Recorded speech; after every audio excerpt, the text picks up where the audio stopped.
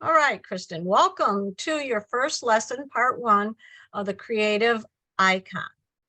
And as you see here in the front of the screen, that is called the home screen, or I like to call it the hub. So let's talk about a couple of differences with your machine. Have you turned on the machine?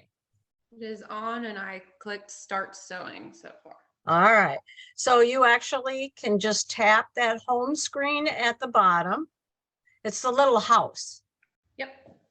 And what, mine just went to sleep. Look at that.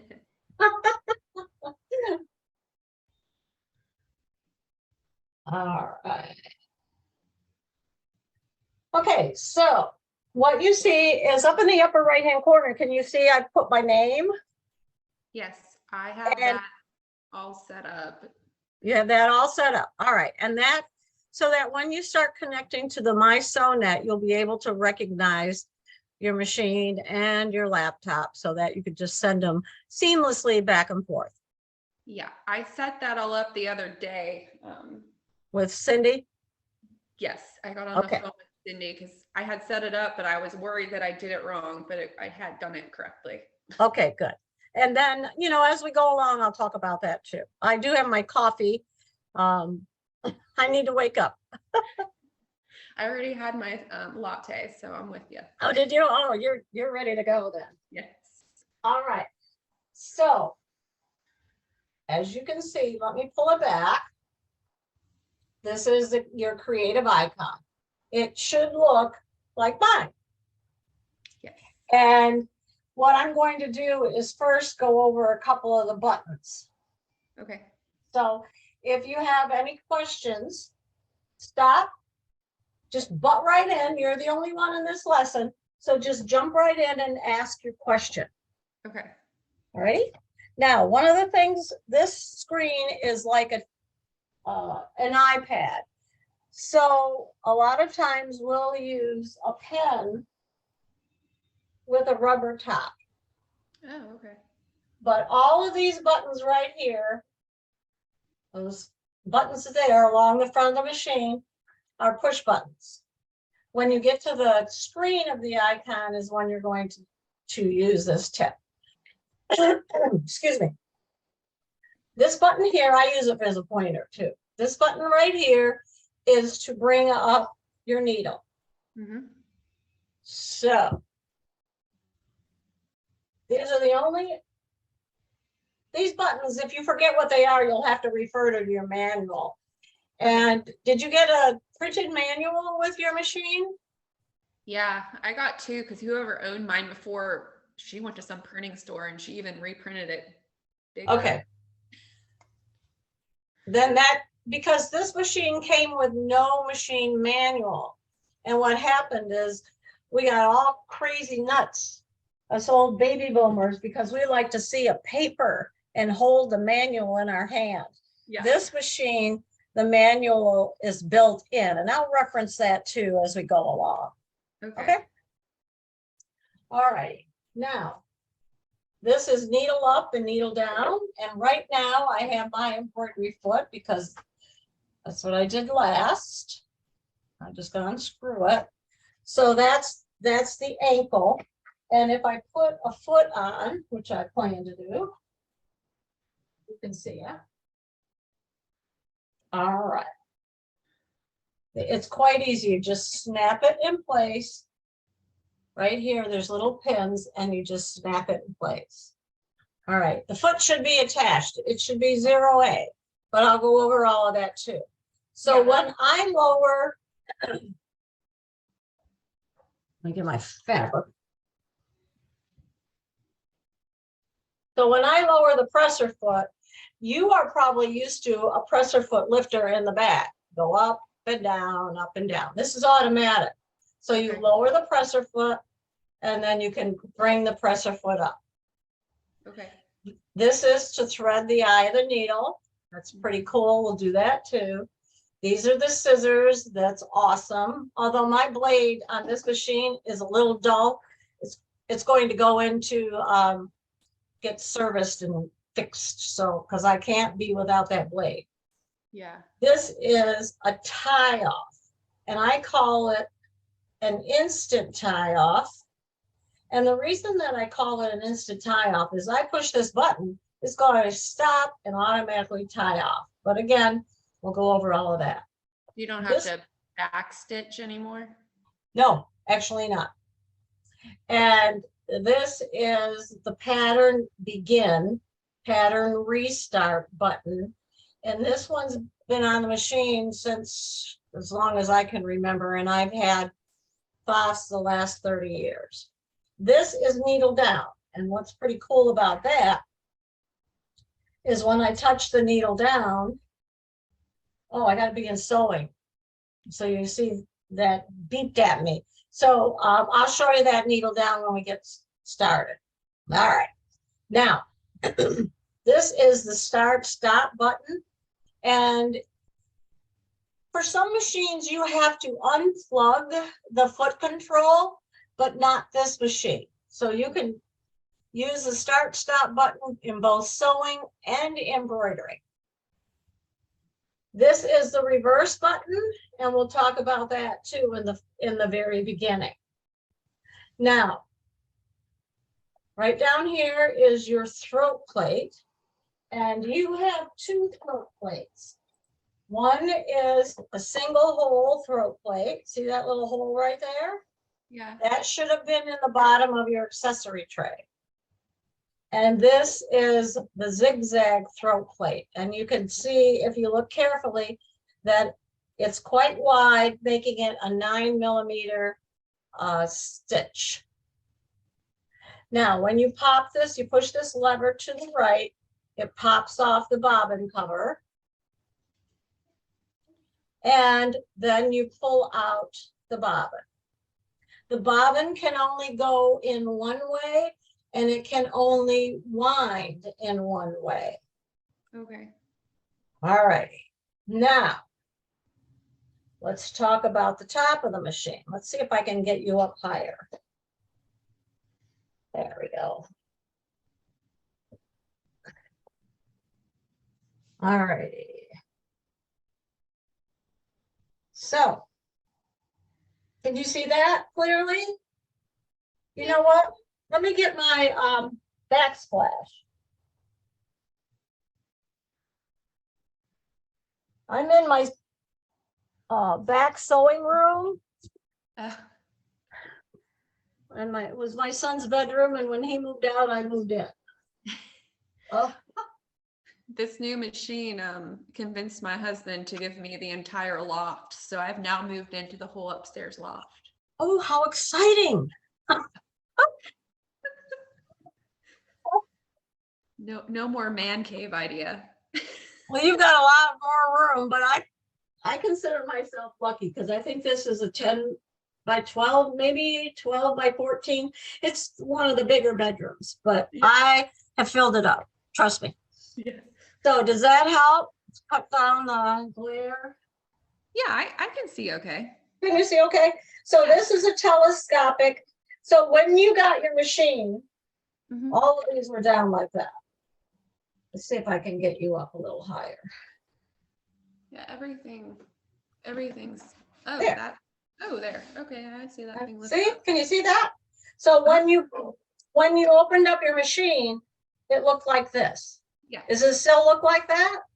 Yeah. Okay. Pull this up all the way up. Okay. Bring these thread posts up like so. Yep. Okay.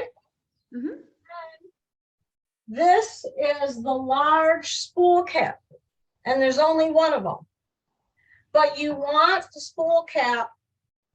It's very important to use that. And there's a couple of reasons. One is it sits flat so that when you thread the machine, it's a smooth threading. So use the biggest one there? It should be, oh my gosh, it's probably. Yeah, I mean, the biggest. 3 inches. Let's see, do you have it? Oh yeah, I mean, it's bigger than all. Oh yeah, that's it. Right. So it has also a lip right here. So I purchased a lot of large cones. And I purchased white, black, and red, because those are the colors I use the most. I do have others, but they are the ones that I use the most. Okay. And as you can see, that cone sits nice and neat right on that spool cap. Now, typically, when I'm embroidering, I use Floriani thread. And that, you see how that sits nicely right inside the cone. Yeah. So with either of those, then it feeds evenly, plus the thread doesn't get caught under it. Yeah. So I have the little ones from my old machine. Okay. But And is that a shiny one? Oh, and that looks like bobbin thread. yeah, I just sew with it all the time. This is just regular. Can you read the label? Oh, I've ripped all the labels. Oh, okay. Okay, here, I got another one. I have tons of these because it's so much thread. It's Coates and Clark machine quilting thread.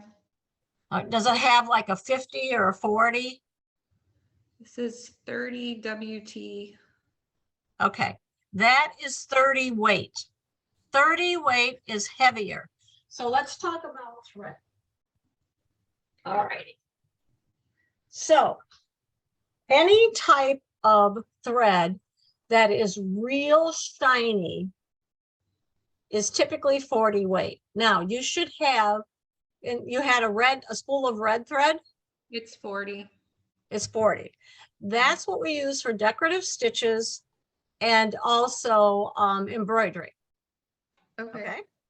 Now the 30 weight, I have 30 weight here, and the 30 weight is for cotton stitching, lace type stitching. And hang on, I don't know if I have any samples. No, I do not.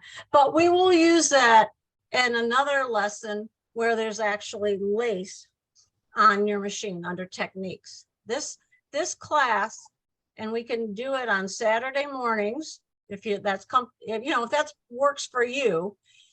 There's actually 5 2-hour classes, but if you have something coming up, we could just plan ahead of time, and this time I'll make sure you're on the calendar.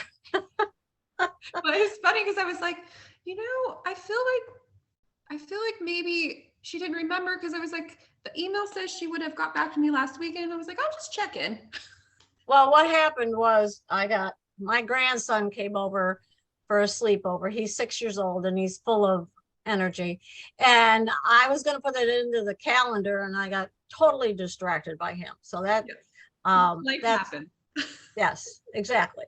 All righty. So what you want basically, when I sew just regular sewing, I use what's called construction thread.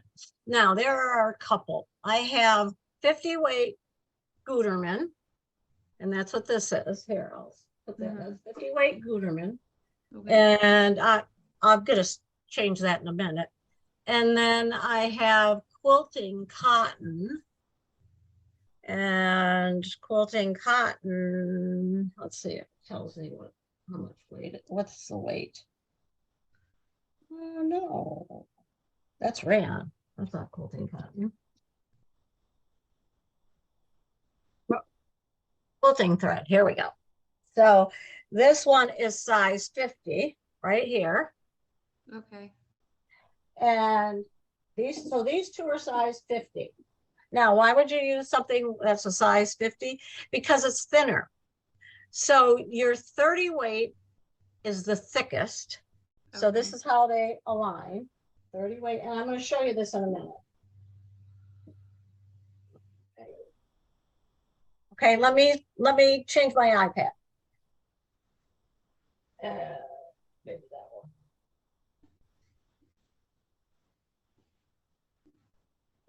Okay.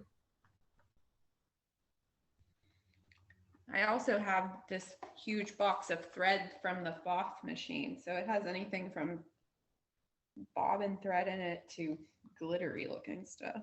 So Oh, is that big box that has got little skinny spools? Oh, yeah. All right. Let me get that out. Because I got that going on too here. Okay, so that's perfect. So that's what we'll use today for the lesson. I just love doing Zoom because invariably I'll forget something at home, and this way I can just turn around, pick something off the wall or whatever, and I have it. All right. So in that box, you should have gotten scissors. They are wonderful. These little snips, where are my snips? I know I have them here somewhere. Here. Oh, here we go. I'll put a picture up right here. See those snips? Yep, I got all those. All right, that's what we're going to use today. So we're going to use those today. And then No, wait, maybe. And I took mine out of the box. And here we go.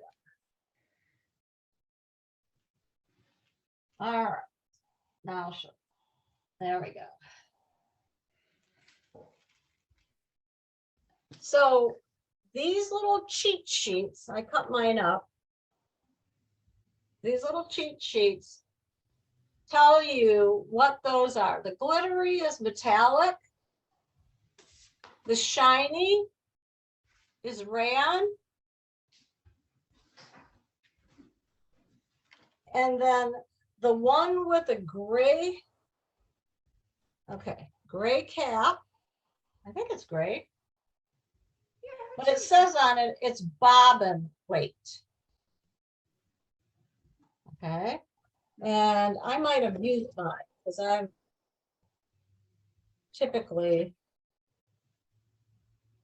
yeah, I probably, there's two of them. There's a white one and a black one. Oh, yes. Mm-hmm. Then there's one with metallic, kind of sparkly. And that's called sparkling, which makes sense. Yeah. And then there are some that have a green label, Mm-hmm. and that is the 30 weight. And I'll show you where you would use that type of thread on the machine. Then you have sew all thread. And that color, I don't know, what's kind of beigey. Yeah. So the sew all thread is 100 meters and it's polyester. So if you have pick one of these sew all threads, Okay. can you find it in your little stash? I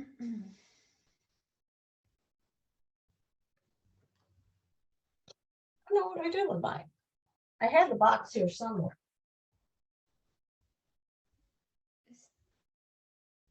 What happens when I clean?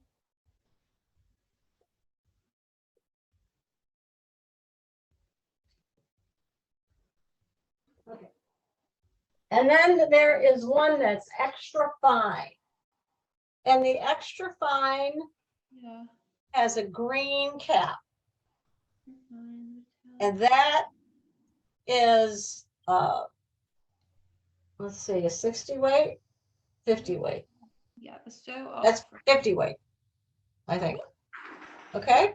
So what you're going to do is you are going to pick out the all-purpose thread. Yeah, I picked one. You find one? Yeah, the sew all thread, it's 100 weight. It doesn't matter what color, but just make it much darker so you can see it Okay. with your color that you've selected on your scrap, the scrap color. Okay. Okay. And let's see. I, of course, have tons. Let's see, is this my bobbin thread? No.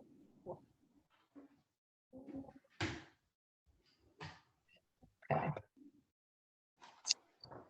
All righty. I am going to use one of my bigger spools.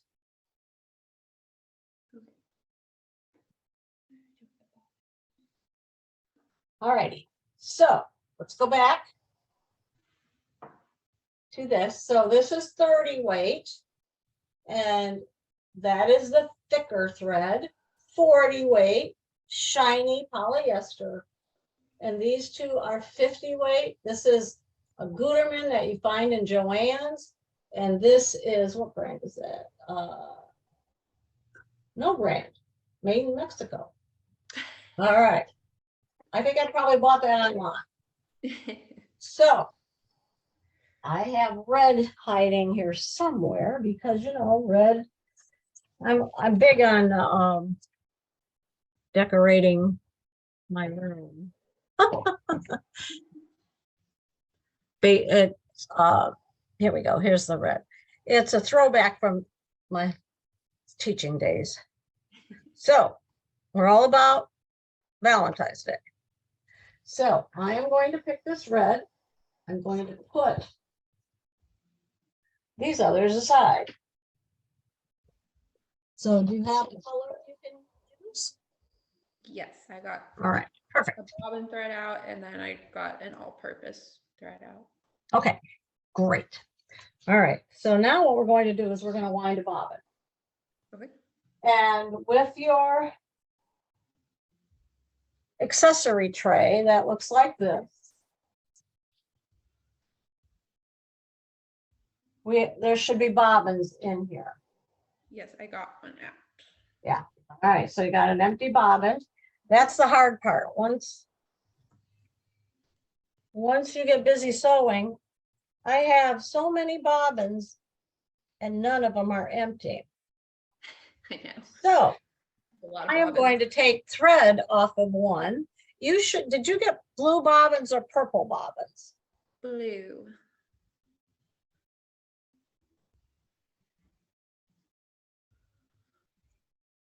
This is a difference. Oh, those are both purple. Yeah, I have blue.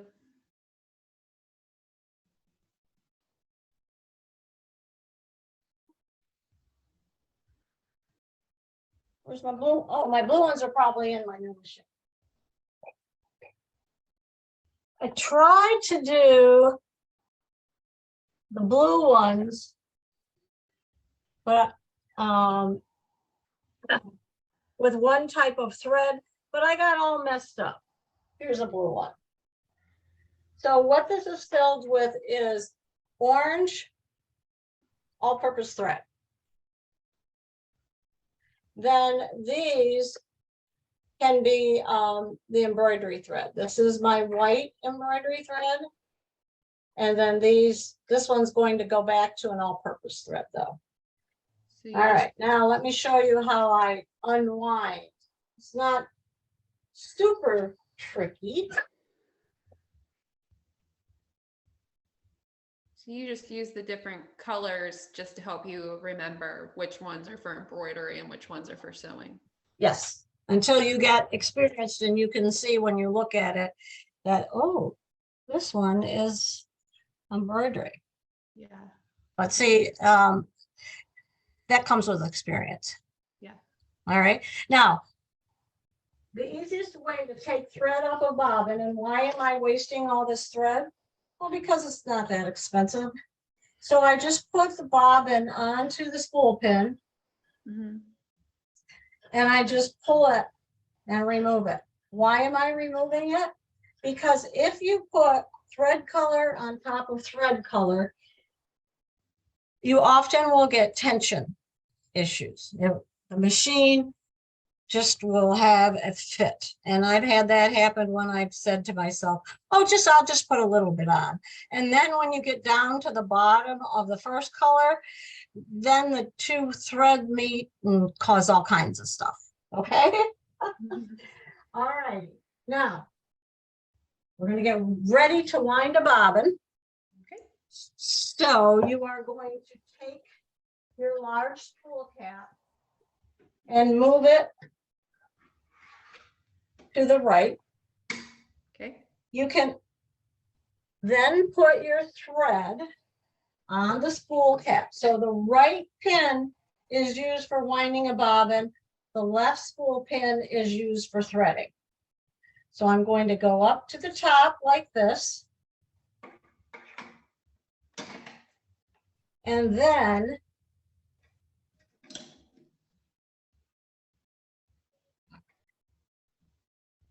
this goes underneath this disc.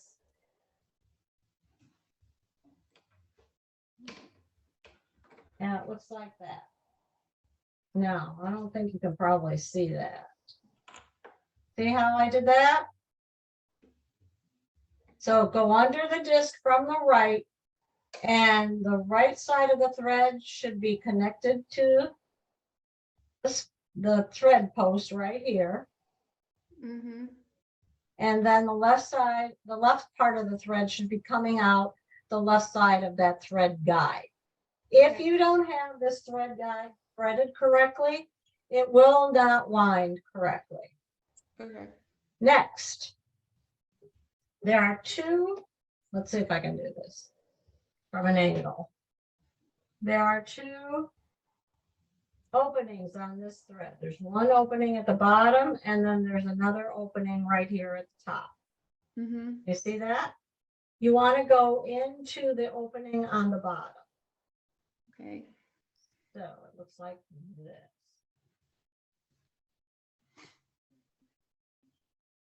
Okay. Are we good so far? Yep, I think so. All right.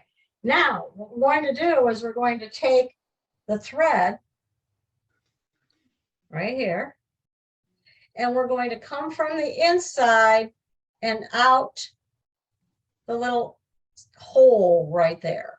Now, I want to show you something. You can't put the bobbin upside down. It has to be, if you turn it upside down, see, it just sits there. So it has to be with this part here at the top. The little hole at the top.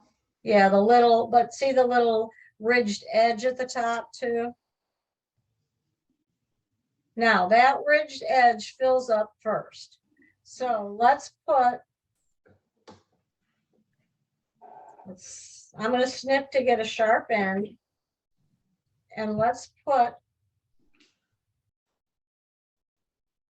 okay. By the way, you should read the word pop. So I'm going from the inside to the top, out through the top. Can you see it? Yeah. Okay. And pull a tail out like so. Okay. Then put it onto the post. So you read the word Boff, like so. Okay. Yes. Then I'm taking this lever right here, Okay. and that engages the bobbin winder. Okay. Yep. What happened to your volume? Can you not hear me? I didn't. Did you ask a question? No. Oh, okay. I thought you couldn't hear me or something. Oh, well, I thought I heard something, but obviously I didn't. So this pops up when you engage that. This is the bobbin winder lever, or it's not a lever, it's level. Let's call it that. So I can make it go really, really fast, or I can speed it and put the speed in the middle, or even slow it down. Okay. And I got my white bobbin thread on here. Is that what you wanted me to do? Yes, that'll work.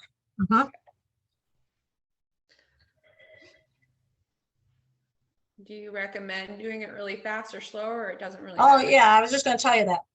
Do not go fast. Okay. Because what happens is, and I don't have that, that is one sample at the store.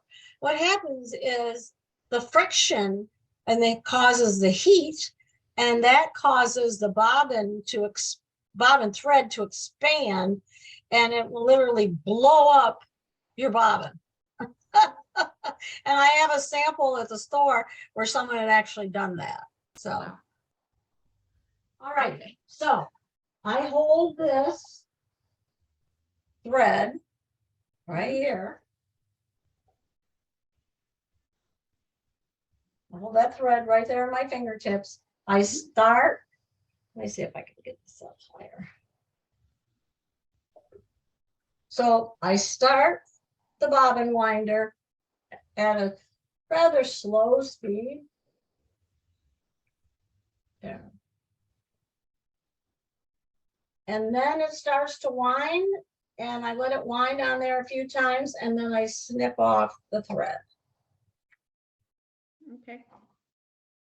Now, depending on how much thread you're going to use, I can then go ahead and continue winding either half of a bobbin or all, I fill it up. So if it's color that you're going to use regularly, and I use red a lot, I could fill it up all the way, but this one I'm just going to fill up half. Okay. And then I'm going to cut it right here.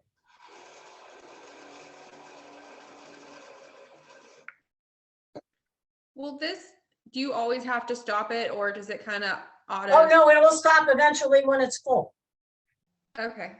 But I manually stop it before that because I don't need all that thread. If I have a spool of white construction thread, then of course I would fill it up. Yeah, I just filled it up because it's white, so I figured. Right. I would go ahead and fill it up.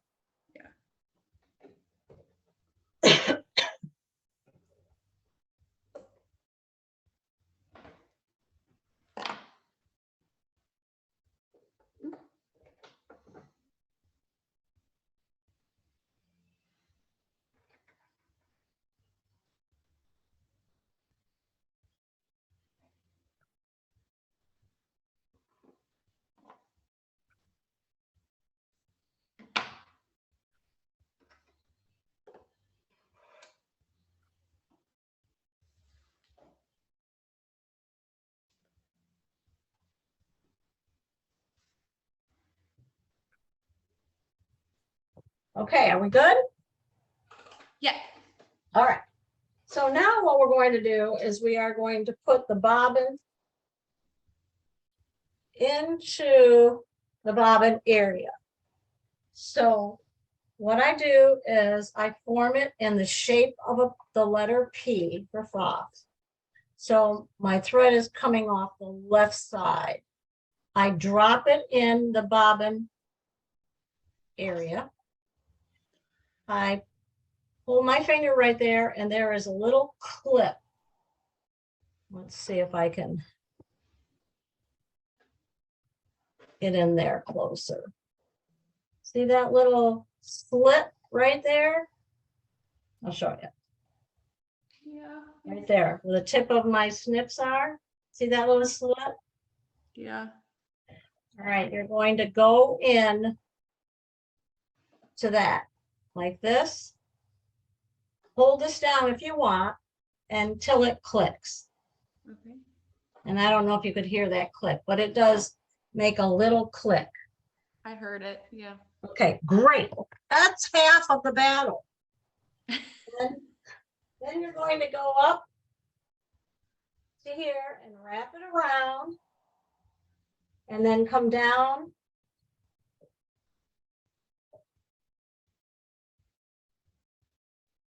So I got to go up here and wrap it around. This is kind of hard for me to do right-handed. Only one hand. And then underneath there. See, underneath that little holder. Now, what I do is I go around here and I go down under there, and that's actually a cutter. So before I cut my thread, I put the cover on, and those little pins right there go right in here like that, and then just pops right in there. Now I can cut it. Yes.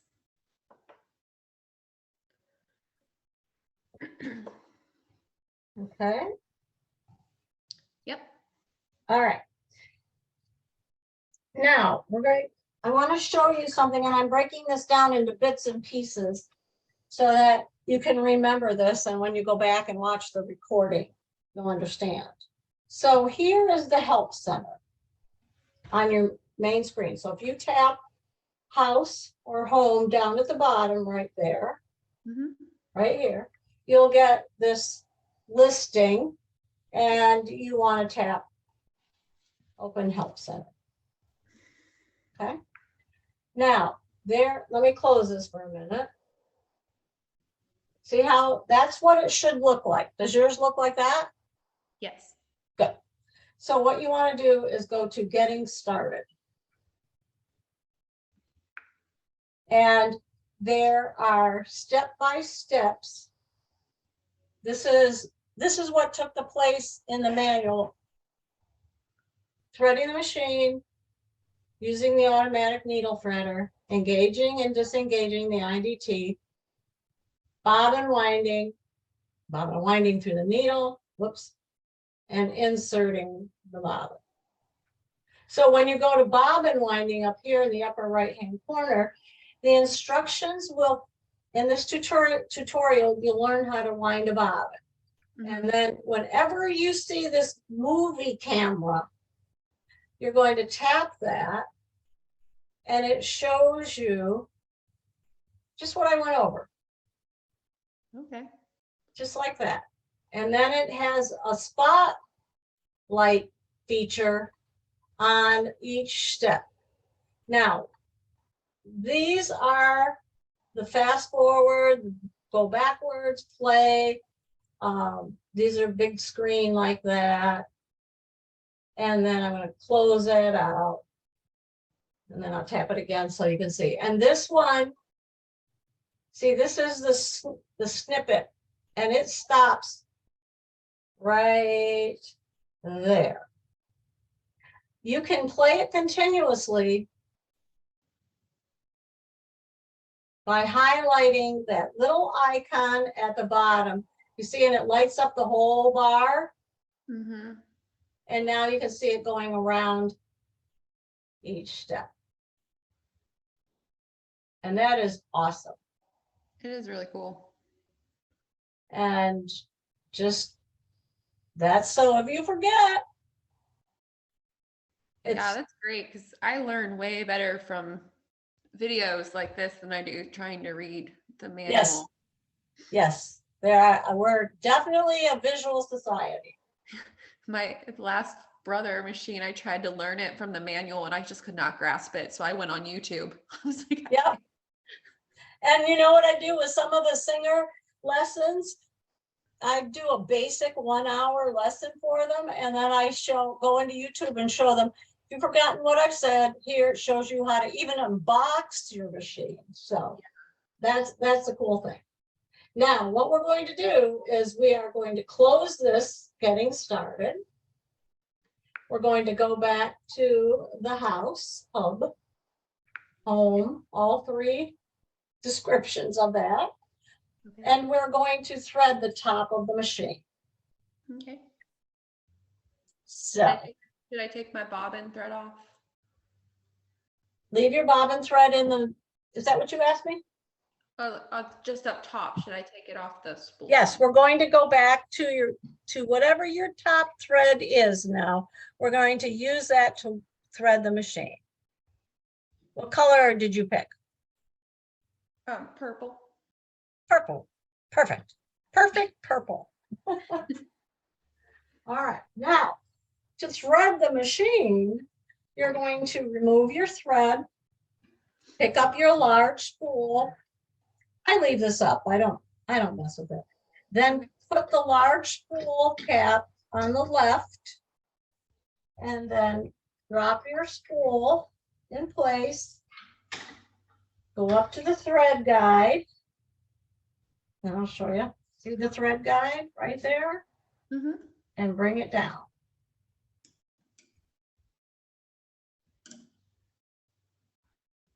Okay. Now, this is the next spot. But what I do and have always done is I hold this tightly across the top. So see how tight it is between my two fingers and thumb? Now I can slide this in and under that piece. I go through the back and all the way over here. So let me show you what I've done.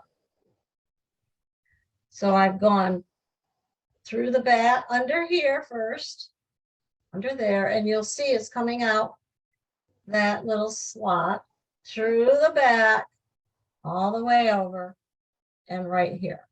Okay. Okay. Then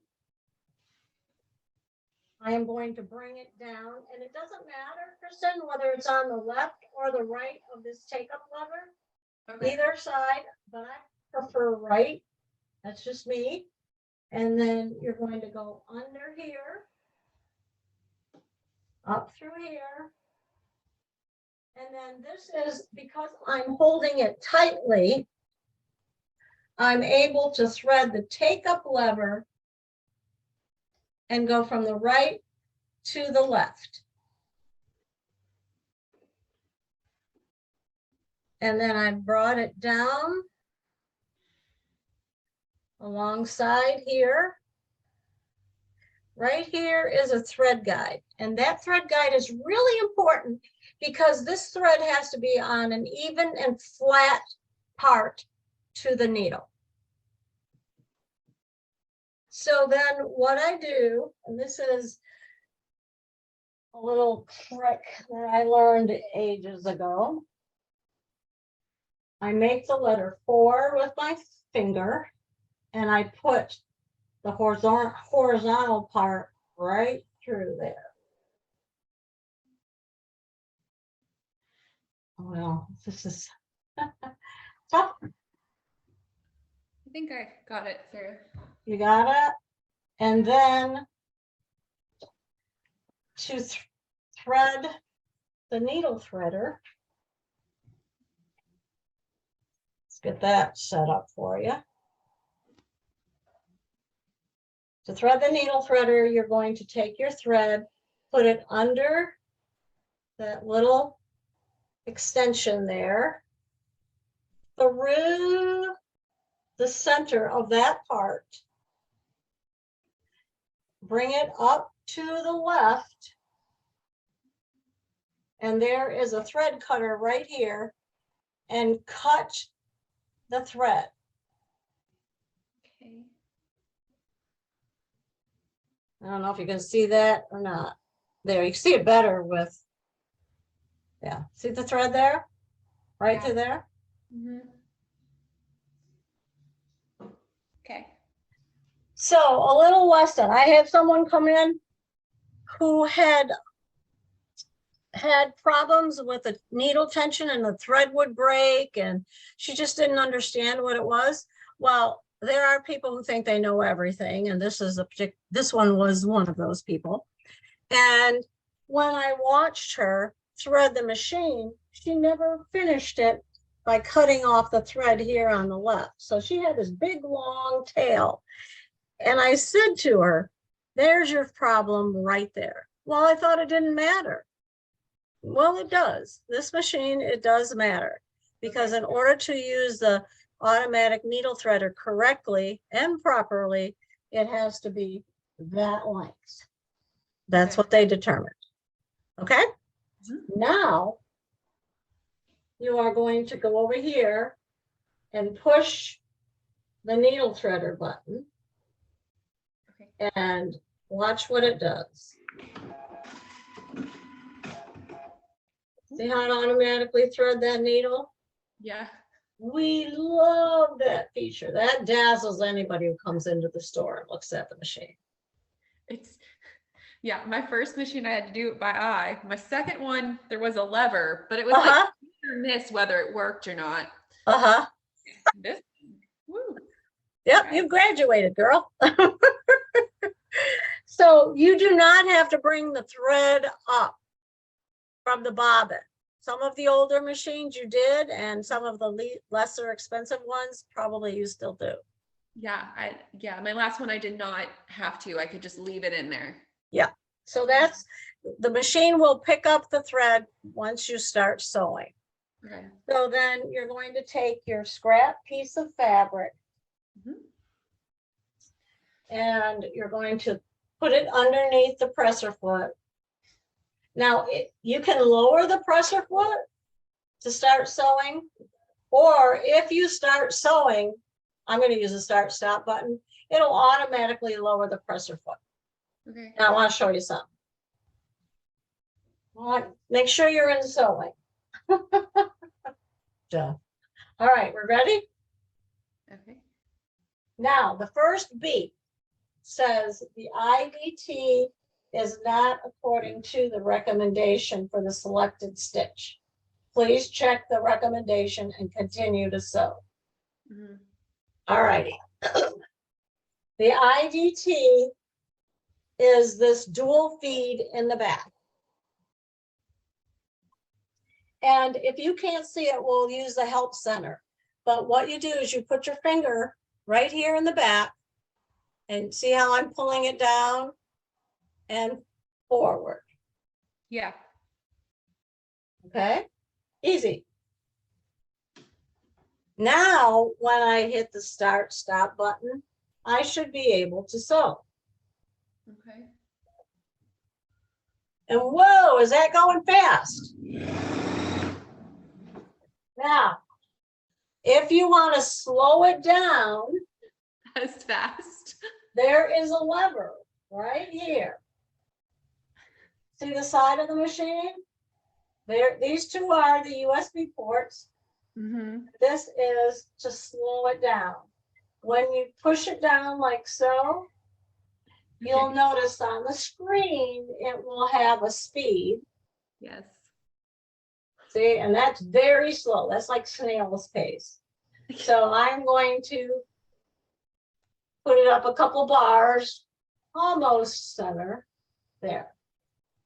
Okay, do you see how I did that? Yeah. And now I'm going to go over to the machine to sew. Let's see if it slowed it down.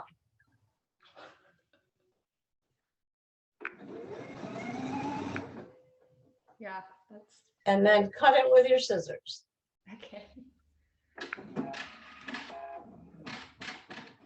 Ooh, I heard it. Yeah. All righty. Now, here's a tail right here. I snip that off. Then when I turn it over, you'll notice that this machine brings both of the threads down to the back. Yeah, it does. Now, if you're having trouble with threading, if you see loops on top of their stitch line, it's the bobbin that's not threaded correctly. Right. Yeah. If you see, no, hang on, I'm sorry. When you see loopy loops here, it's the bobbin. When you see loopy loops like this, it's the top. So it's the opposite. Okay. Does that make sense? Yeah. Good. All right, now let's go over to the help center, because this threading step is either right or it's wrong. And that's pretty much it. I'll go down to the home. I am going to go to the help center. I'm going to tap getting started. And here's threading the upper thread. And this little arrow going down like that Oh, that's attaching the dynamics. See, that's my fat fingers. This one. So threading the upper thread, tap it. There's my movie or my video. And again, lifting that up, bringing your spool pins up, you put it on the left side. And now I'm going to tap this so I can see it in one continuous loop. And watch how it, see how it shows you how to thread it. And through the back. Now they go down the left side. It really doesn't matter. Up and around. Goes through the right of the take up and out the left. Behind that thread guide. And then the last part. And you could just close these out in the upper right hand corner. And the last part is the automatic needle threader. And I'm gonna, there you go. And it shows you how to go through the needle threader and hit the button.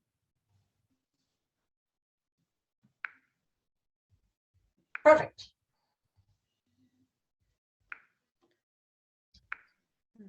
Now, are there YouTube videos that show you how to do it? Probably, but you gotta have your own YouTube video right here. Right. So Right. you're good to go. Now, let's take a look at the main screen. So this is the main screen right here. And as you can see, this is similar to an iPad. So you just tap on it and you can squeeze it, and in embroidery, and you can zoom in and that sort of thing. So we'll go over that when we do the embroidery. Now, up here, this tells me that I'm on my, whoops, on my Wi-Fi. Let's go back to sewing. Tap the wrong button again. This tells me that I'm on my Wi-Fi and that I'm in my cloud. Do you have two little red, white or red dots? Which do you have? White. Yeah. Green, I mean green. Oh, gosh. Does yours look green like mine? Everything's white on my screen. Right up here, there's no color dots? No. No? Like that? It might be white because of the screen. But if it's not on, it'll be a red dot. Nothing's red. Nothing's red, okay. But you're on the sewing mode, right? Yes. Okay. All right. The first, that looks like an H. That is the recommended foot that you should use. I'm going to take my hand off that because it tries to focus it. That 0A foot is the recommended foot for sewing a straight stitch. The symbol next to it is to tell you to engage the dual feed. But remember, the machine told you to do that too. Yeah, so you have to do that every time you sew. What I do is I look at the recommendations for whatever stitch I'm doing and I follow those recommendations. Yes. Okay, so you don't use it for everything. The machine will tell you. Right. Okay. And then you'll see I'm at 60% for my speed. And I have the active stitch technology engaged and the IDT, which is this IDT is this dual feed here. Okay. Yeah. Now, these icons on the left here is the load stitch. When you tap the load stitch, it opens up all the categories on the sewing side. We'll go back and do that in a minute. This is my cloud. my cloud is quite full. See? Oh yeah. And the other day I got a warning that my cloud was full and that I had to empty out some of the things on the cloud. So I have to do that again. I got to go back and empty some of this stuff out. Now that P means project. And if I tap that P, it pops open the last screen, which was the automatic needle threader. So when I close that in the upper right-hand corner, it drops down underneath the cloud. Okay. Now, across the top, this is File Manager, and it will take you directly to the File Manager. We'll talk about that too. So because these are all the stitches in your machine, you can see them here. They're a little bit bigger. And if you pick, let's say, an overcast stitch, then it pops up all the overcast stitches. And then that, let's say I select one, it's going to tell me what it is. Closed overlock for sewing and overcasting stretch fabrics in one step. Then down here it says to load that stitch. And I can literally tap this. Oops. And it will load it. Now, likewise, you can do the same with this part. There's two ways to do a lot of things on this machine. You would load your stitch. And now instead of going into the overcast, I want to go back to utility 1. And I'm going to hit that one. And it loads that stitch. So this is called your default stitch. Every time your machine is turned on, it will go to this default stitch. Okay. Now the question mark is what I call Google. If you tap the question mark and you go on to the main screen, it will tell you that that is the stitch field. And that's the area where the selected stitch is shown. Hit OK. All right. This will tell you if I do the question mark and tap the symbol next to it, it'll tell you that that's the main menu. And that's the way that you can access the selection menu and the file manager. Okay. Okay. Now, this upper right-hand corner takes you to the Help Center. Whoops. Right like there. Takes you right to that Help Center.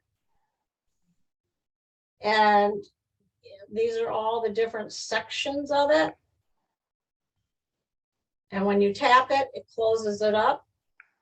And you can just open them and it tells you each of these what they are. And then I go back to with the up right arrow. And then I'm back on that screen. Neat, huh? Yeah. All right, now let's talk about the bottom icons. So if I tap the bottom icon, that's called Stitch Edit. You can touch to open the Stitch Edit for adjusting the selected stitch. With the blue hyperlink, if you tap that, it takes you into the user's guide, also known as a menu or manual, and it'll tell you exactly what the Stitch Edit is used for. So the Stitch Edit icon looks like this.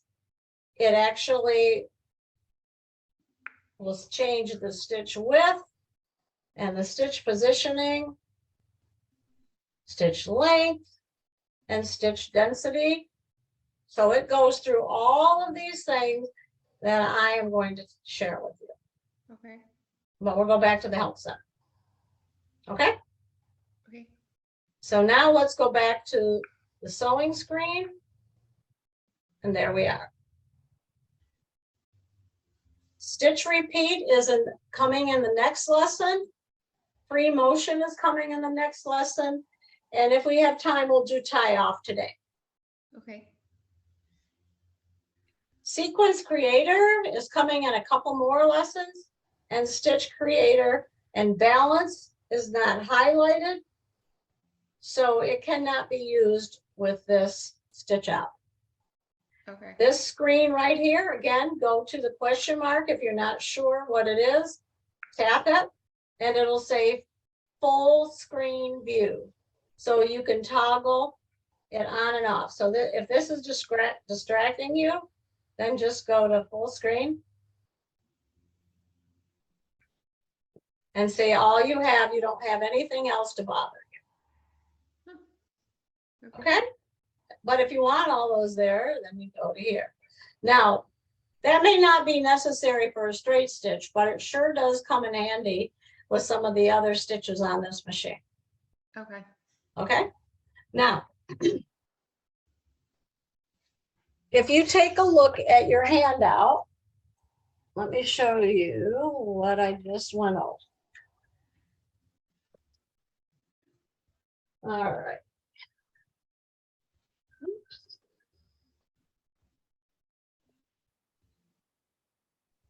Okay, so on your handout, I just went over the Creative Hub, the Help Center, the Quick Help menu, the main menu. Now screen personalization is coming up. My Soda blog. We did threading the upper thread, winding the bobbin, loading the stitch, and the cloud. Okay? Yeah. That's page 1. Now, screen personalization. I just went crazy with this feature. You know, it's the little things, Kristen. All right, so when you tap on Stitch Edit, Okay. you'll see right here in the lower left, next to the 2 words Stitch Edit, there is a blue box with a right arrow, or the arrow pointing to the right, I should say. If you tap that, it puts that same box and arrow on all these individual features. So if I want to take this and move it here, there's my stitch length. Here's my needle tension. And here's my needle position. Let's say those are the 3 things that I use all the time. Now I don't want this. This is clouding my vision, so I'll just close it. Okay. So now I can actually lengthen the stitch. And as you can see, my stitch is extending to 5.0. That's the longest you can go with this stitch. This is a needle position right there. Now, if you're not sure what it is, tap question mark. And it'll tell you it's stitch positioning. Touch plus to move the stitch to the right and minus to move the stitch to the left. Read about stitch positioning. Tap the hyperlink. It takes you into the user manual. Okay? Okay. And then back to the stitch. This is needle tension. And what these little discs here are what's inside the machine. And I'll send you a little handout that I have to finish up that shows you needle tension versus active stitch technology, because that's what this machine has, and it's pretty nice to have. But now I want all of these go back to where they belong. There we go. Now, I need to access and show you how to move the needle position. So now I can go to the right. So if, I know it's probably hard to see, but if I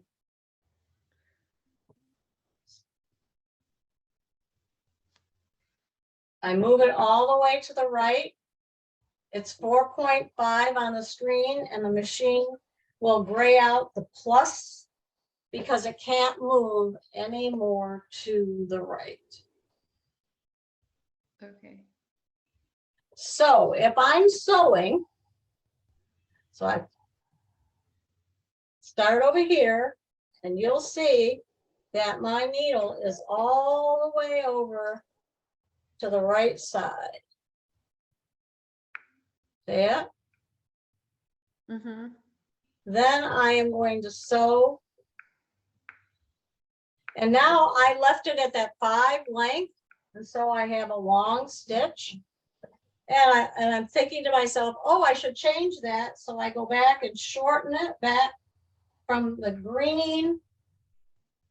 Green is the adjusted.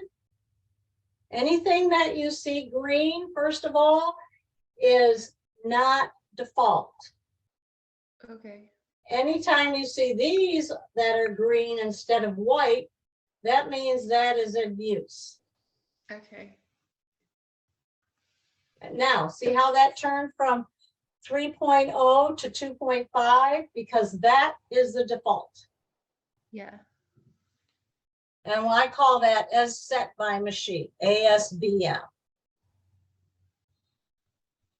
All right, now, here's my little trick.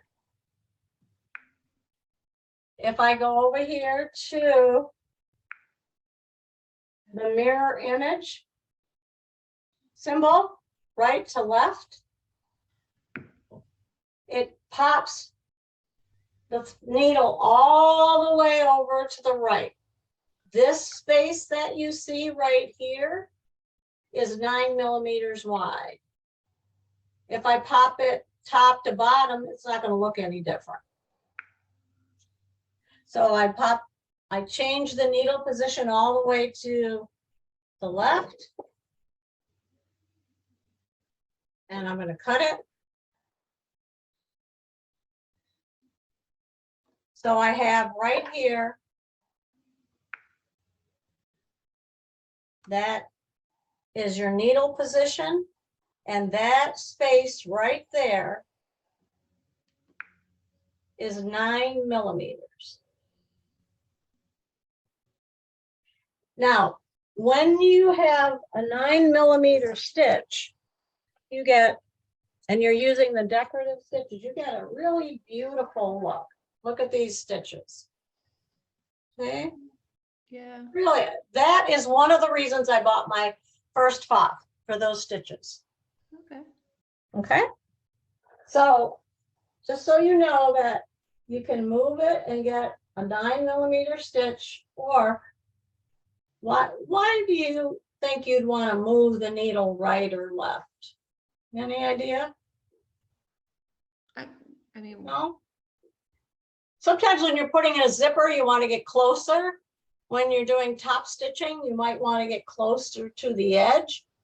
yeah. And you can even change this and make this a 1/4 inch seam if the needle is. Let me show you what it's going to look like. All right, now I'm going to go back to, now I got to be able to see this. There, spot on. That needle is right here with that red mark. Mm-hmm. Okay. Now, if I put the right side of the foot on the edge, the raw edge, let's see if I can cut that off.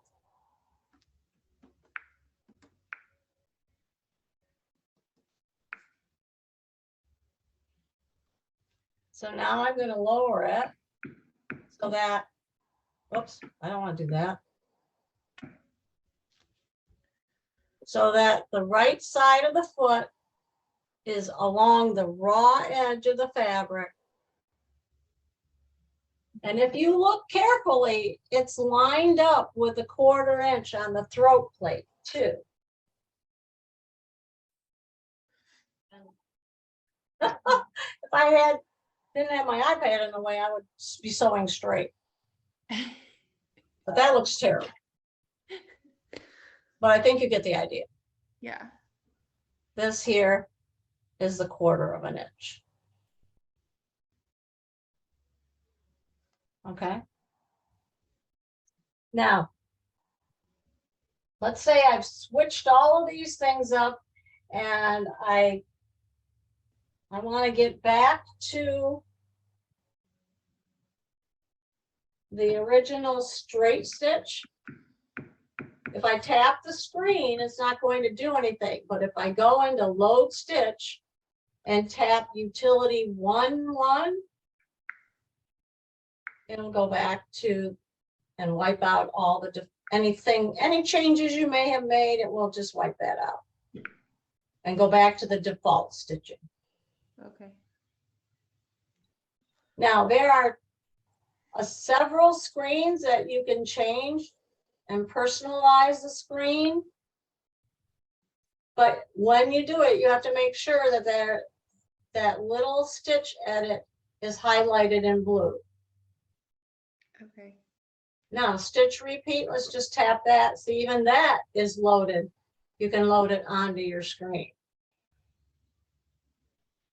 Okay, that makes sense?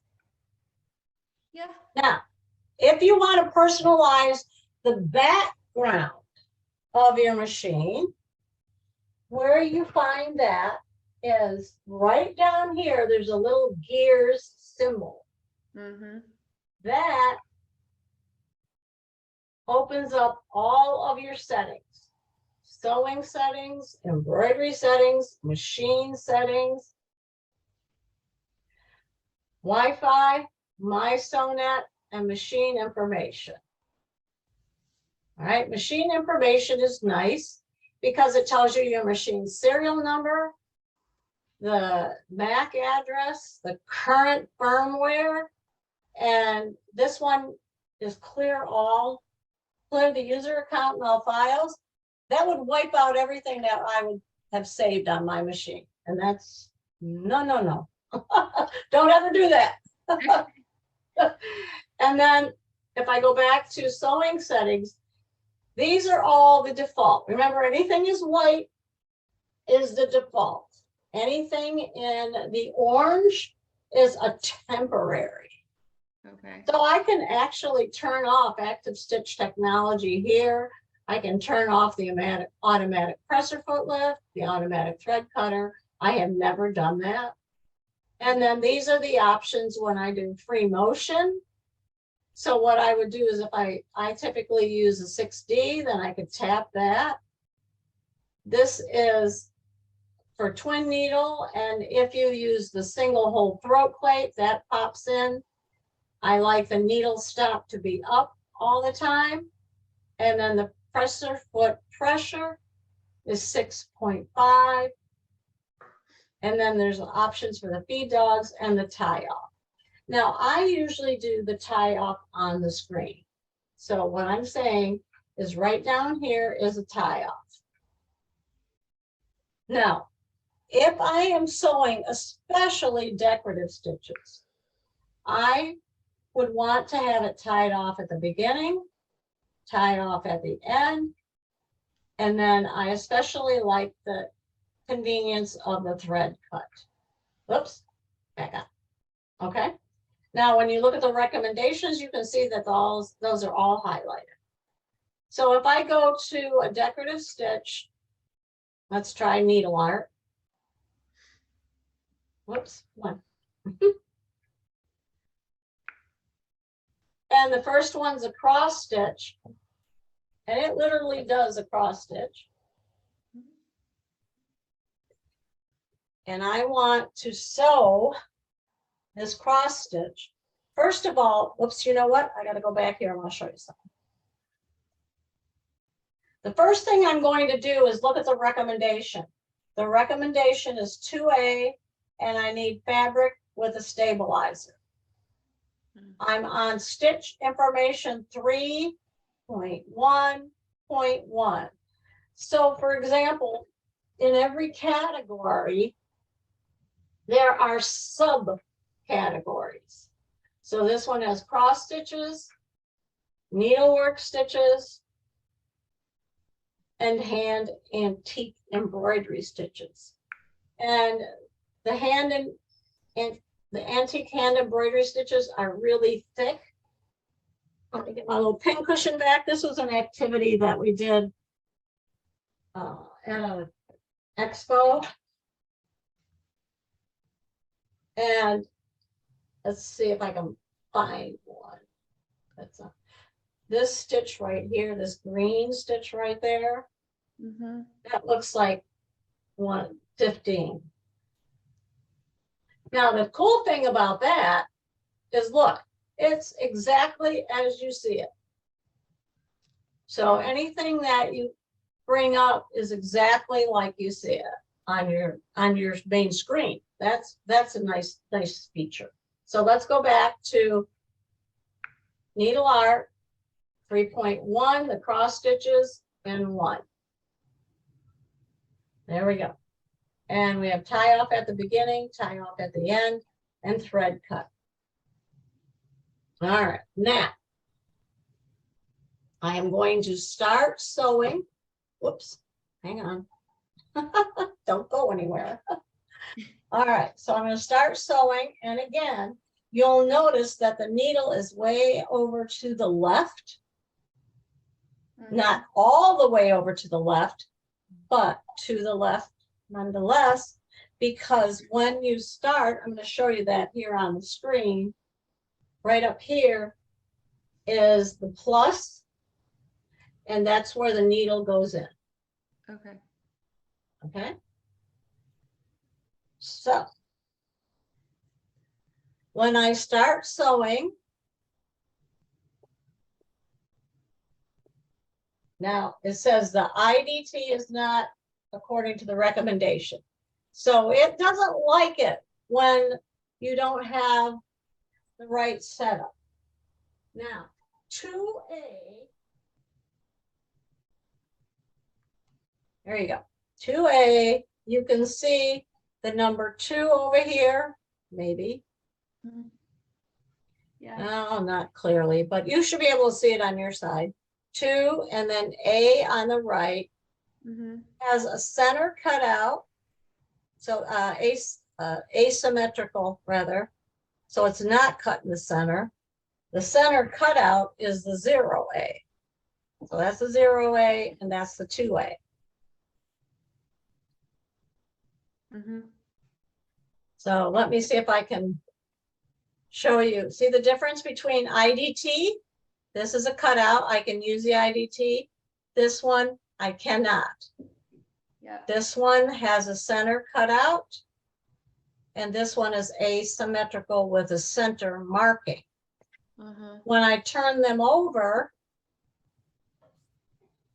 this one has the 9mm channel right there. This one has a nice little single channel for a perfect straight stitch right there. Now in between these two is 1A. And 1A,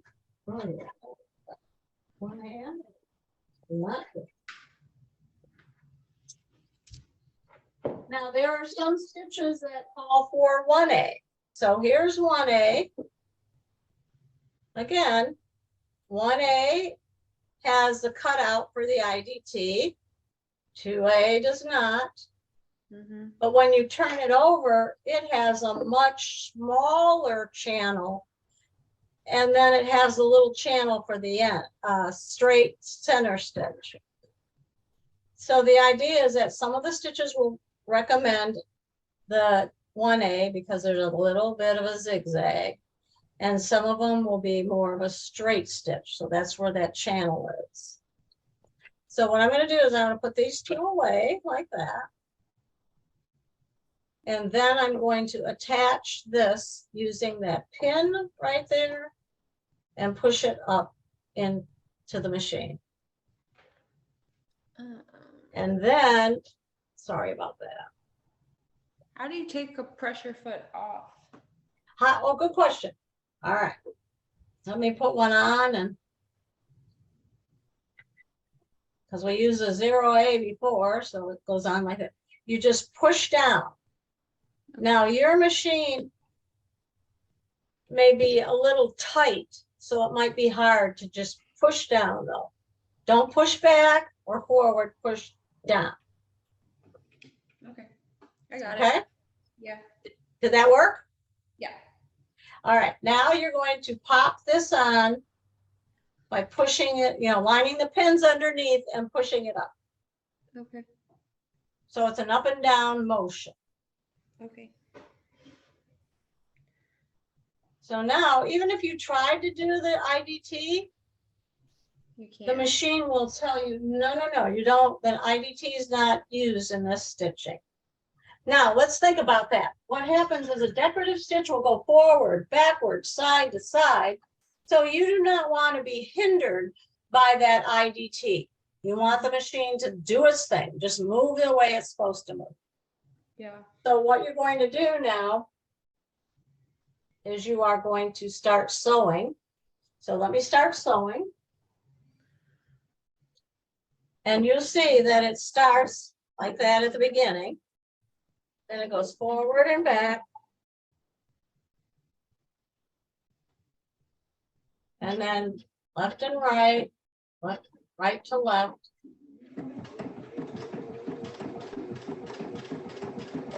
Move it faster. I'm using my foot control. But it's at 50%, so it's not going very fast. Now, let's say I want to end right here. When I get close to that, I am going to push that tie off. Okay. And what it does, what it does is it ties it off and cuts it. But you see what it did is it didn't finish the stitch. Okay. So now what I'm going to do, and that's this symbol here. So that's a tie off. Yeah. Like that, right here. Mm-hmm. And tie off right there. And then it uses the scissors. Those are my scissors. Okay, so now we'll start again. And because it finished in the middle of a sequence, I am going to press pattern restart. And you see how, well, you didn't, but your needle should have jumped to the left where it starts the stitch. Otherwise, it would have started over here and started with trying to finish that X. Okay. Okay, so let's watch it again. So it ties it off. Now it's going, repeating. And I'm going to tie it off right here.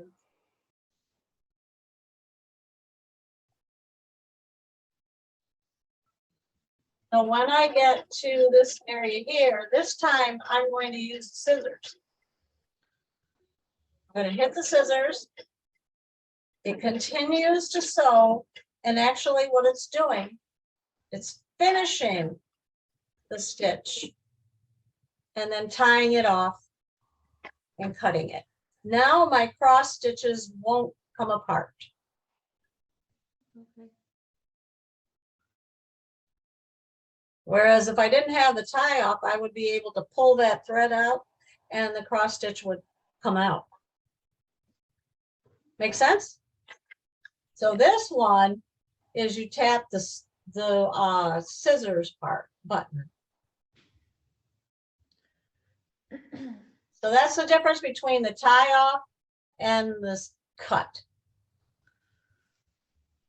So cut, the finishing of the cut, when you touch the scissors, it finishes the stitch. When you touch the tie off, it stops wherever you hit the tie off.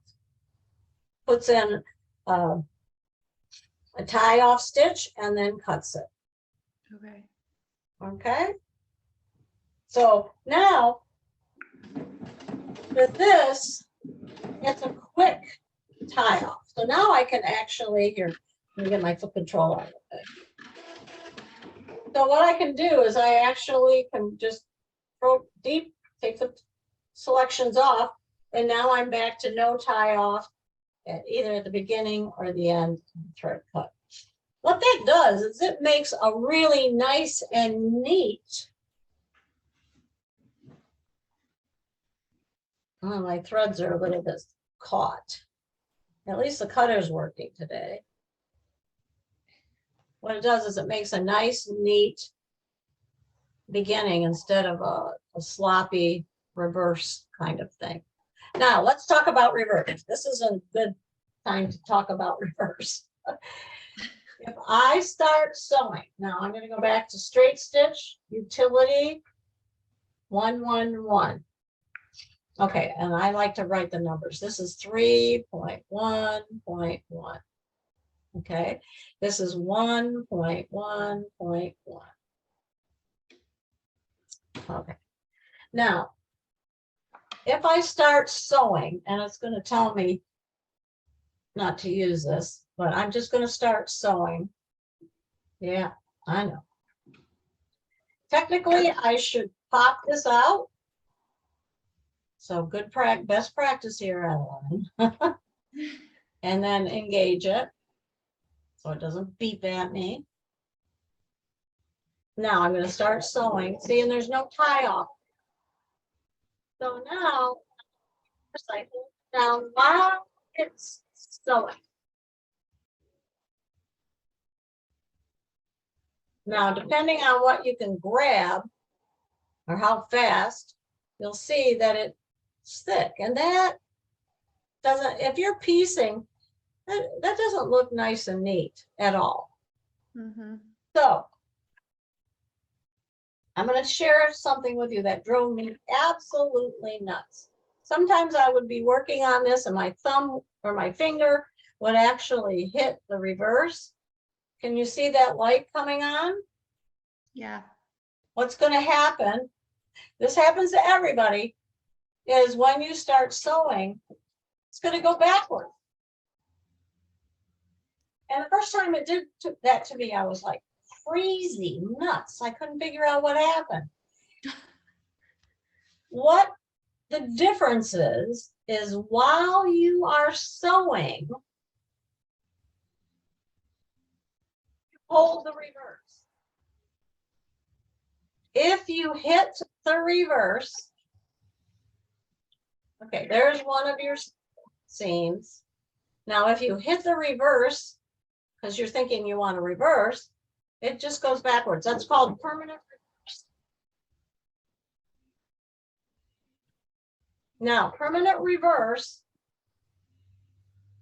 is great when you're darning or you're sewing a big opening or you want to reinforce the whole, you know, you came down and you stitched it and now you want to go back on top of it to reinforce it.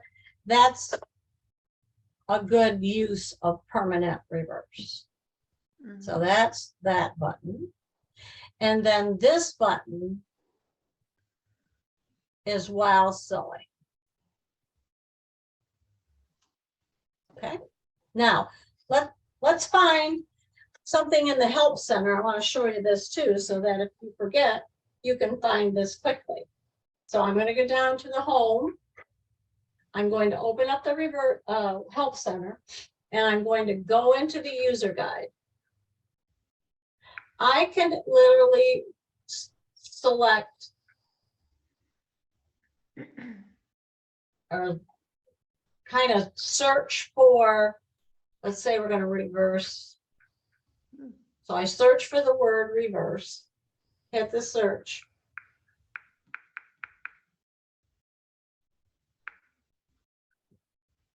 And see, it gives me any, there you go. And see how it all popped open that reverse? Mm-hmm. Then I would tap the reverse. And I would notice it right here at the bottom.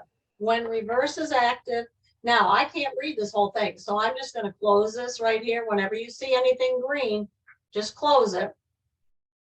When reverse is active, the reverse indicator intensifies. So that's why it was that bright light. For permanent reverse, touch the reverse button once before starting to sew. And then reverse is also used when sewing manual buttonholes, darning stitches, and tapering stitches to step between parts of the stitch. So when we get to that, I'll explain what it means.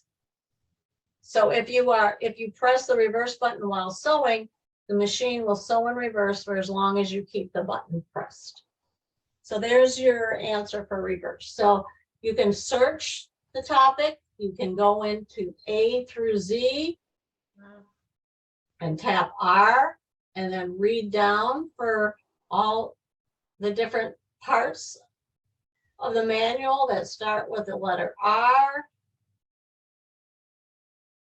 And then you can actually go into the user's manual in chapters.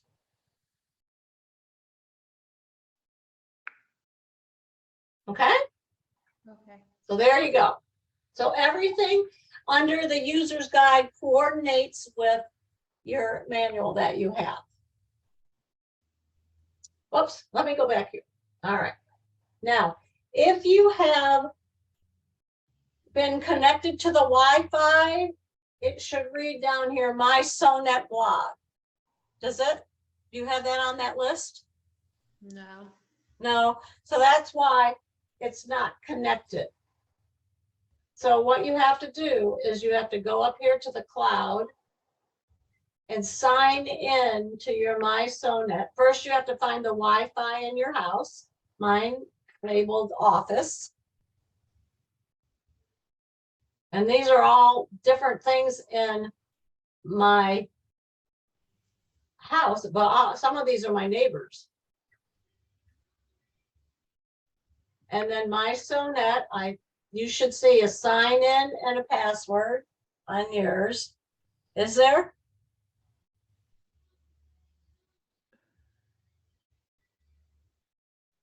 I'm trying to connect to my Wi-Fi now. Do I have to connect every time I get on? No, you shouldn't, but Okay. at least I don't. I got the green dots now that you were trying to tell me about 30 minutes You ago. have the green dots now? Yeah. Okay. And then close this house and see if your My Sewnet blog came up. Yep. There you go. So the last one, I'll show you something. I have sewing instructions is orange. That's the first icon. My Sewnet library is this last one here. If I tap it, it will show all of the pink My Sewnet library designs. Now, some of these are free. So if you tap right here on that one, and you look at that rose and you keep going down, you'll see a hyperlink right there. And you can actually tap it. And it will go into your cloud. But my cloud's too big. I don't want to save that. That little, the numbers, is that what you're talking about? Uh-huh. That's the number that you would find in the My Sewnet library online. And these are just sewing? It just does this in sewing? Is that sewing? Yeah, like that's not even embroidery. These are sewing. No, that's embroidery. Oh, okay. Yeah. I was like, no, that's embroidery. Okay. And how I know that too is the extension for embroidery is VP3. Okay. Okay. So I'm going to hit cancel. But then I can tap this close too. And then there's some that are just new designs. See, these are designs, but there's no blue hyperlink. So that's all. Anything in pink now would be highlighted because you selected that only. Next one over, and I can turn off My Sewnet library, is all the social media. And the last one was the stay connected. And the last, she's Ambassador Lori. I don't know who that one is. So that would give you all the social media posts.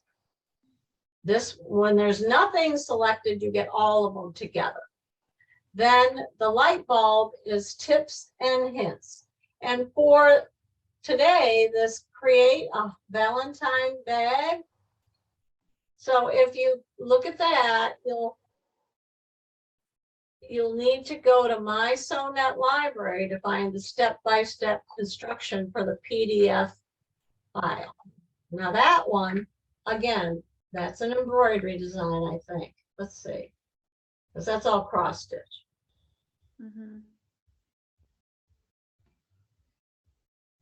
Yeah, that's an embroidery design.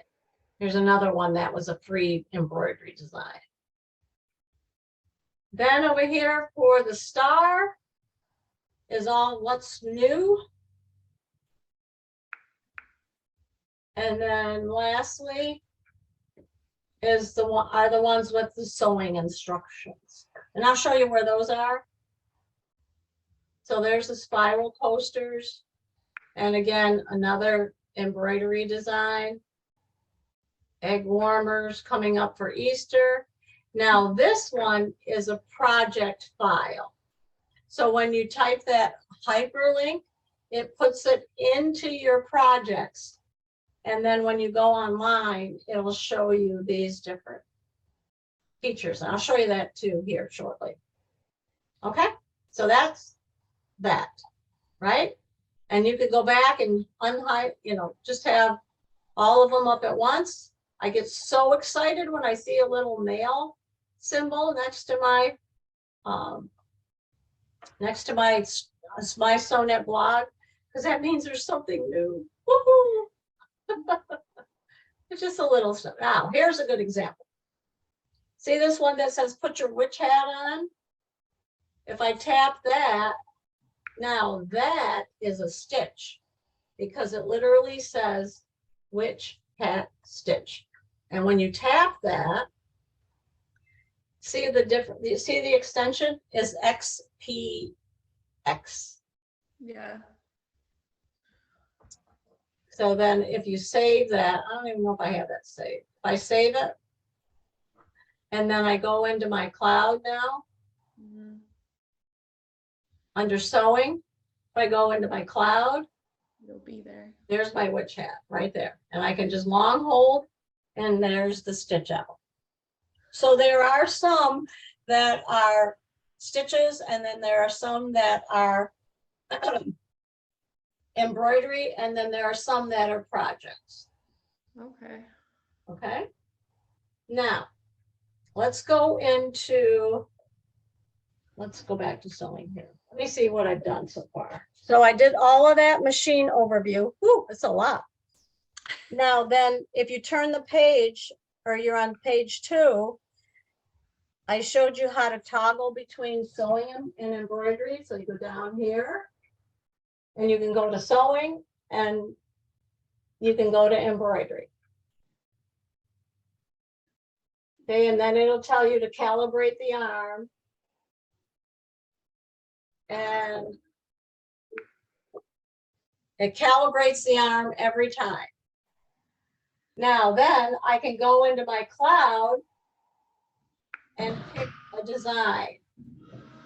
For example, that one was a free one too. That one was a free one. I don't know if I can find that again. My house was clean yesterday. Sorry, you missed it. And see, see where that's extending past the red line? That means it's extending past the hoop. Yeah. So if I turned it, maybe I could get it to fit. But here's the other way. Down here in the bottom, right there on that corner, right there. Can you see where I am? Maybe not. That one right there. If you tap that. The 2 little squares. Yeah, the square within a square. Yeah. It pops up what's in the embroidery side open and what's in the sewing side. So these are like on your computer, you know how we have screens open and you hit the symbol on your computer to show you the screens that are open. That's what this is for. So now I'm going to go back to sewing. And it pops right back into sewing. So as I said earlier, there's two ways to actually do different steps on this machine. So now if I go up to load stitch, and I'm back to utility 1. Now, let me take a moment and see if I can share my screen. I'm going to see if I can get that other one up, that heart bag.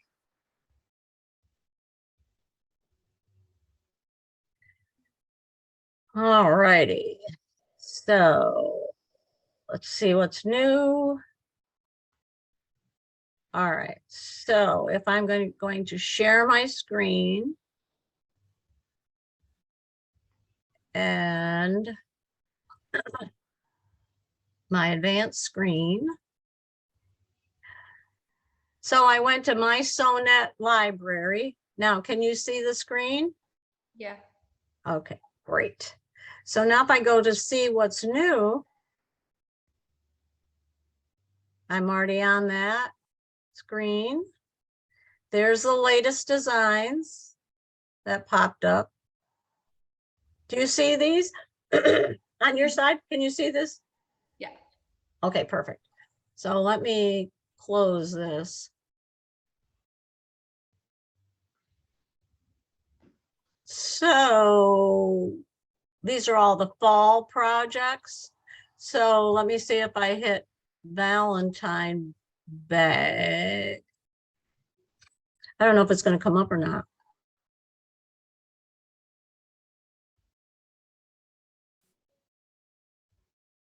No results. Oh, no, too many. Well, what would happen? Let's see if I can.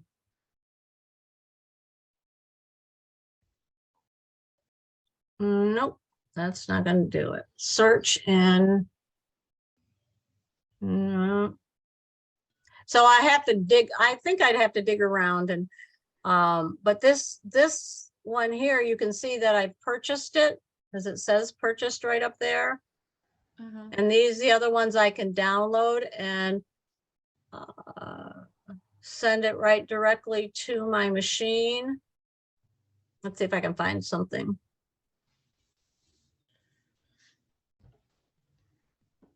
What was I going to stitch out? And I can just view more. There's 199 Valentine. There's a rose right there, but not the same rose.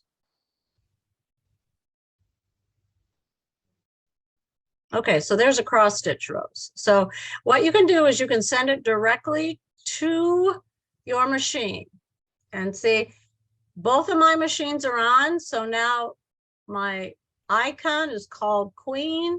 My icon 2 is Princess. I have a laptop that I use in another room. And then here's the current laptop that I'm on that I use for the store. I can send it directly to Queen because she is the queen. And then what you'll see here on the machine is it says, do you want to, I'll show you that in a minute, but do you want to send it? And you say yes. So it sends directly to the machine, or I can send it to the cloud, or I can buy it. So we'll talk some more about your My Sewnet library and whether you want to have a subscription or not. But I do use the library a lot. So I have a subscription.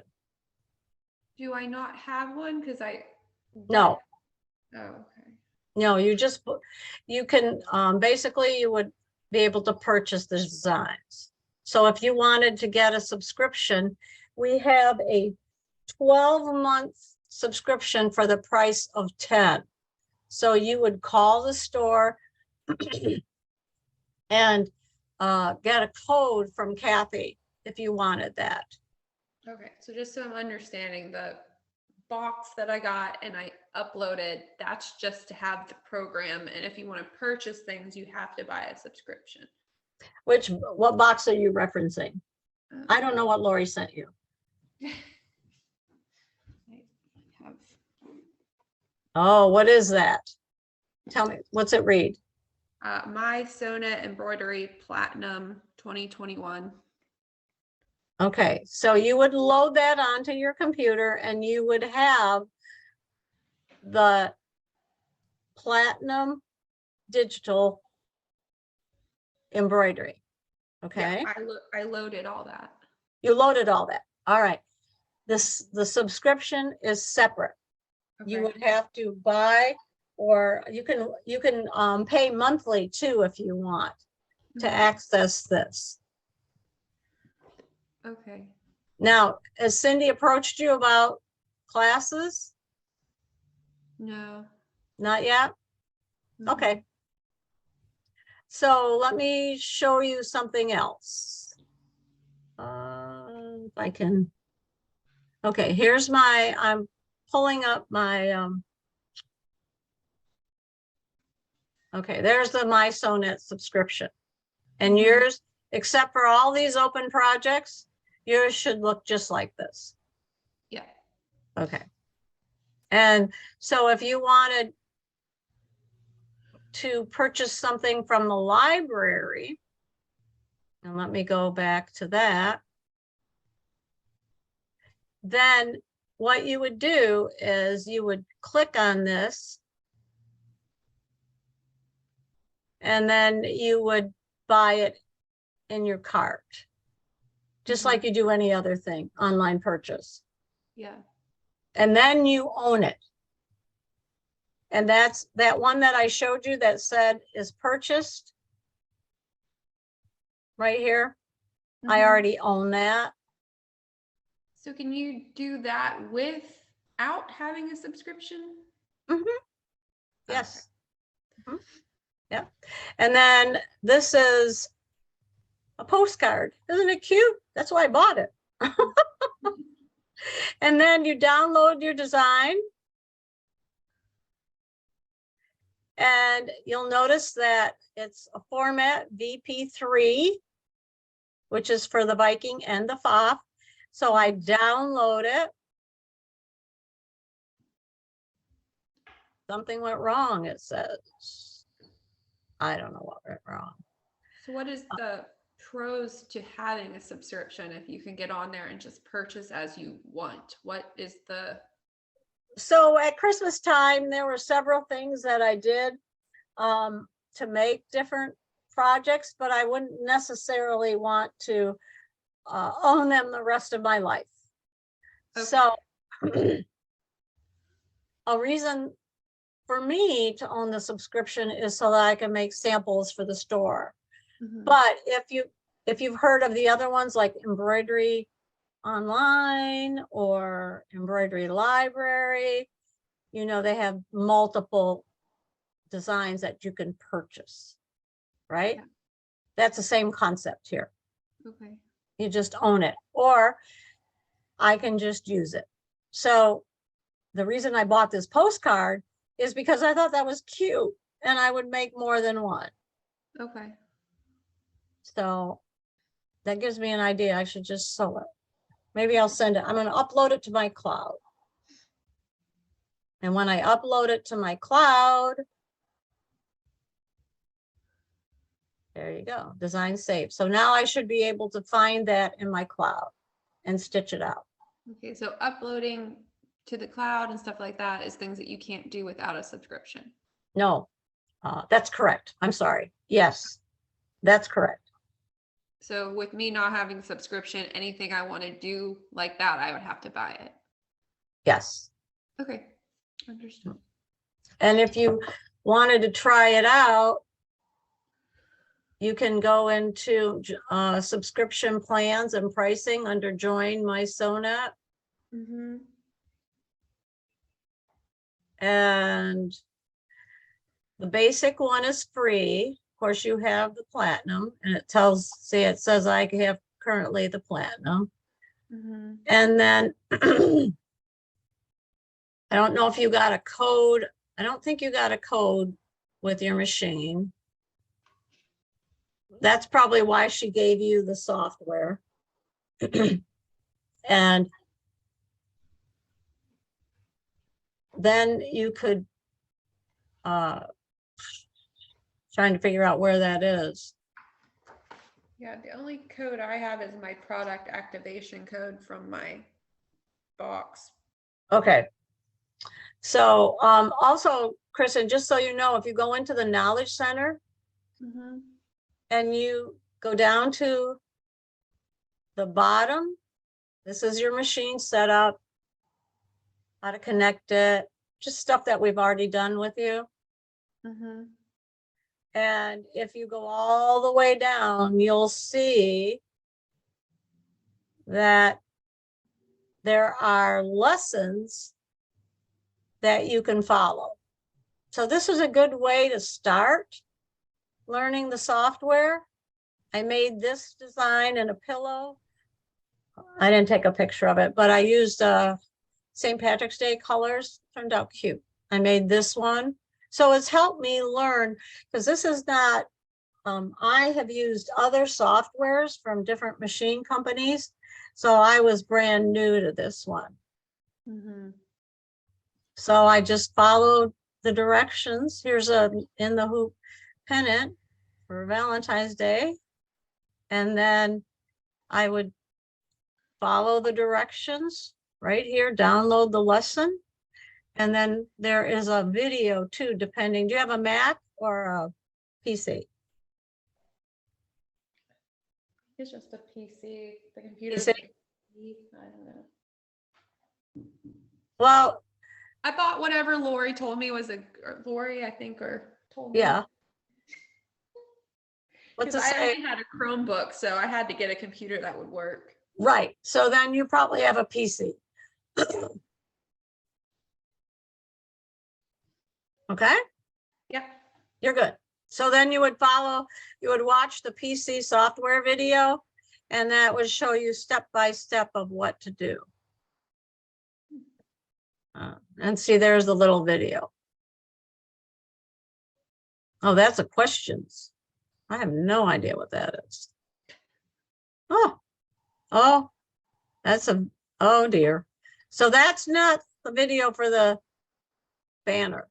So you'd have to follow, oh, then that's, okay, that's not a good one, because this is not a My Sonnet. So scratch that and try and select something that's rather new towards the top. For example, importing fonts. This is a good one, because even though we haven't done anything with fonts yet, you have a limited number of fonts, but you can turn any font on your computer into a font for your machine. It's called Quick Fonts. Pretty cool. Okay. Anything? Now this holiday encore one that I did, you'll see that it says it's for My Sonnet Silver, Gold, or Platinum, and you have the Platinum. Mm-hmm. So then you would download the lesson and follow it step by step. Okay. Mm-hmm. And this one has a video. I watched it. Okay. Okay. Now, I'll stop sharing that, and let's wake up my computer. And you can see that it says, do you want my, do you want to allow My Sonnet library to send the command to the machine? And I hit OK. And it, maybe I waited too. No, there it is. Oh, look at how tiny that is. See, I didn't have any idea that was so tiny.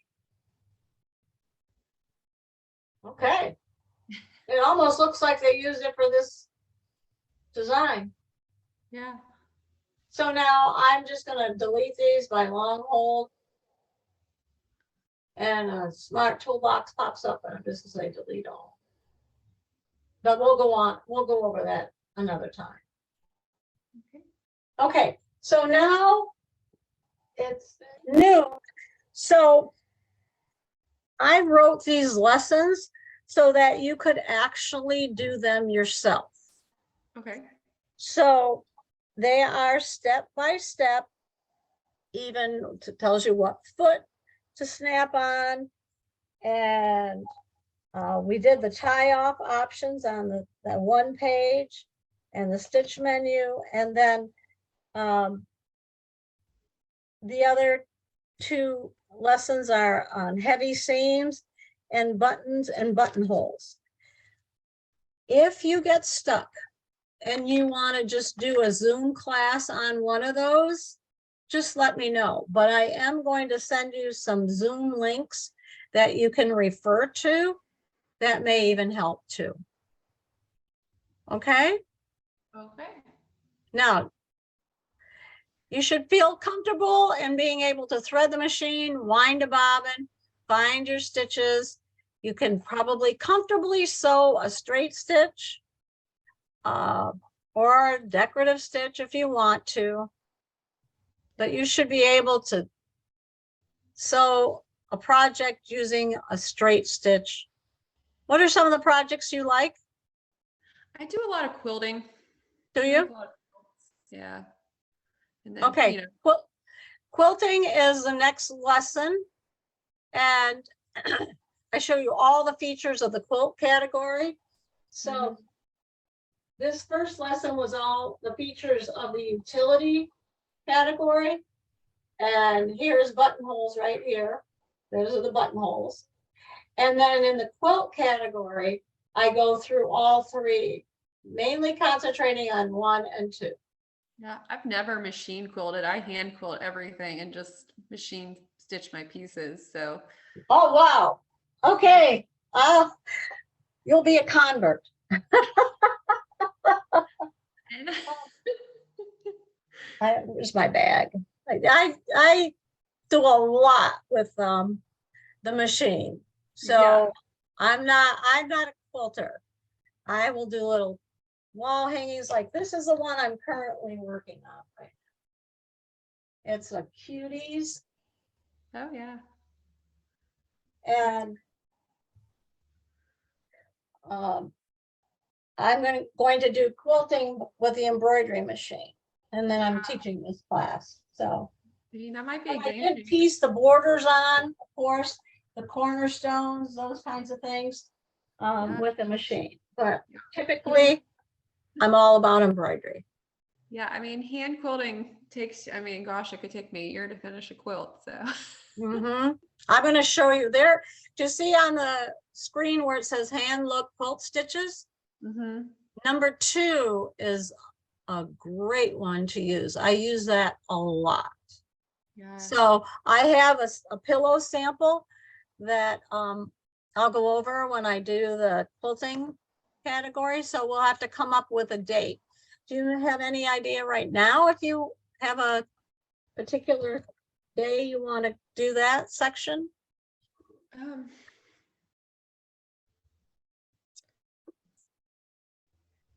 I mean, I'm pretty much available every Saturday.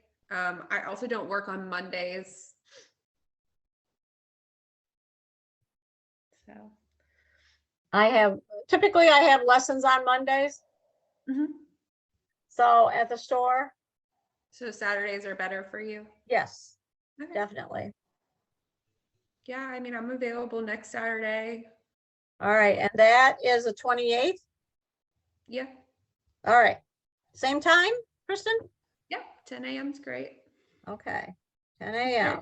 Is there anything that I need for future classes to purchase or have on hand that I wouldn't have that you can think of? Well, it doesn't sound like it because you have batting, probably. Fabric and thread. Okay, I just want to make sure I don't. Yeah, I can't think of anything Okay. off the top of my head. I have like I said, I think I said I have a pillow topper that I did. It's a sunshine design, and I use the decorative or the quilting stitches to make it. So I can, well, I have to write up the directions, and I'm not very good at writing up directions. I'm really good at making projects Yeah. and designing, but well, that stops. Gone are those days. I don't mind writing up the lessons, but to write a pattern is really hard. Yeah, it would be. Yeah. So, Definitely. so what I'll do is in the follow-up, after this converts to the video, I'll send the link to you. And then I'll send a link for buttons and buttonholes and some of the other, like the overcast stitches, those kinds of things. I'll send you different links for those. Okay. And they're short. They're probably 3 to 5 minutes. Mm-hmm. So they're nice, short and sweet. Okay. All right. And then if you text me or email me, then we can Zoom typically after dinner, probably, right? Yeah, I'm generally around. Yeah. If to answer your question right away is what I meant. Yeah. Mhm. Or you can wait until next Saturday and write down the questions, and then we'll go from there. That sounds good. Okay. Any questions? I don't think so right now. No. Okay. So I'm going to end the recording. All right.